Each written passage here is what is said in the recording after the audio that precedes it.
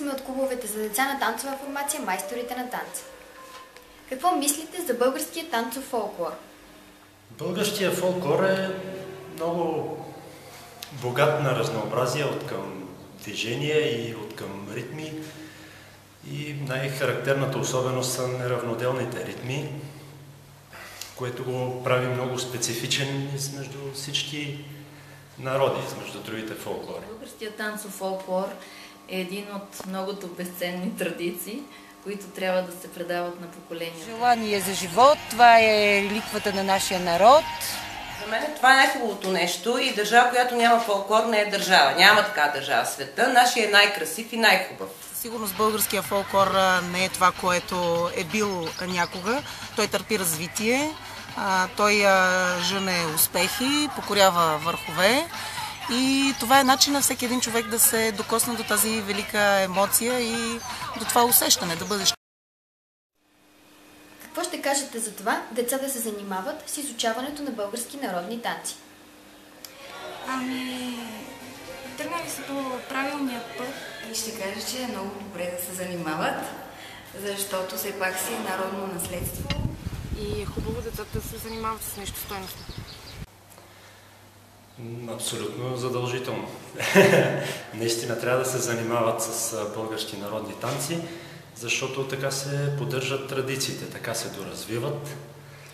Да, най-вече децата трябва да се занимават с това изкуство, традиционно и обработено. Това е най-доброто, което могат да правят. Вие бихте ли записали или препоръчали на ваши близки да запишат децата си да се занимават с изкуство? Да, аз бих препоръчала, даже вече съм препоръчвала на приятелка да запише детето си, защото децата нямат толкова движения, повечето седат пред компютъра и не е лошо да имат някакво упражнение, занимание. Да, това е най-доброто, с което могат да се занимават и ни деца.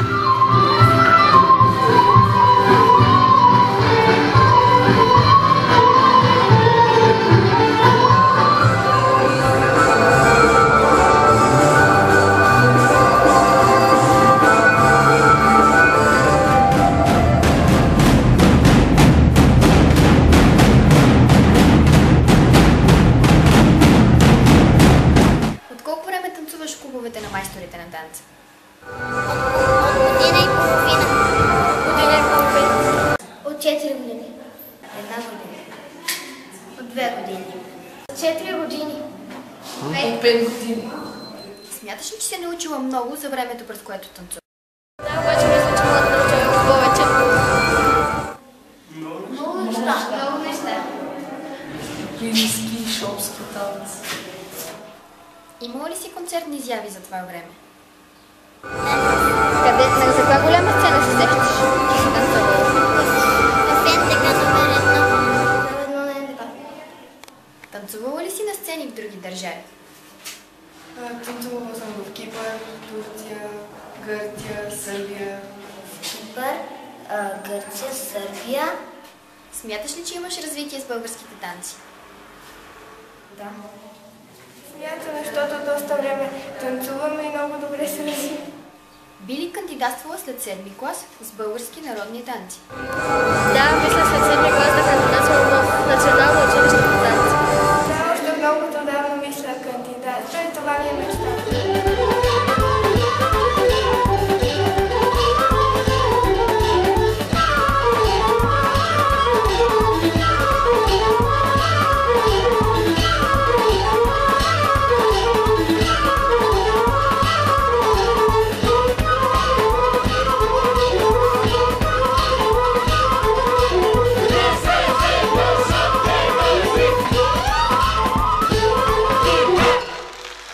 Промени ли се детето ви, откакто танцува в клубовете на майсторите на танца и с какво?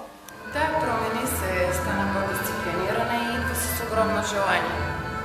Ми заправи чалката, вече слуша народна музика и има желание към танците, към народните български танци.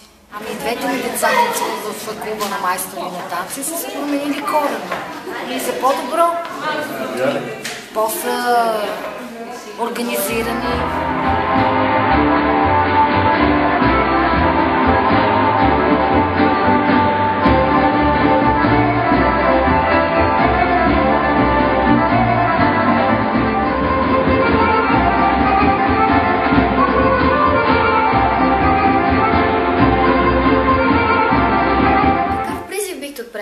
децата на България. Живейте с танца! И да се занимават все повече и повече с български народни танци. Нека да са живи и здрави, нека да се занимават с движение, с красиви неща. Да танцуват повече. Ами, танци, музика и хубаво детство. Ами, нека да са по-освободени, как да кажа, по-щастливи, да играят повече. Запазвам българското в себе си.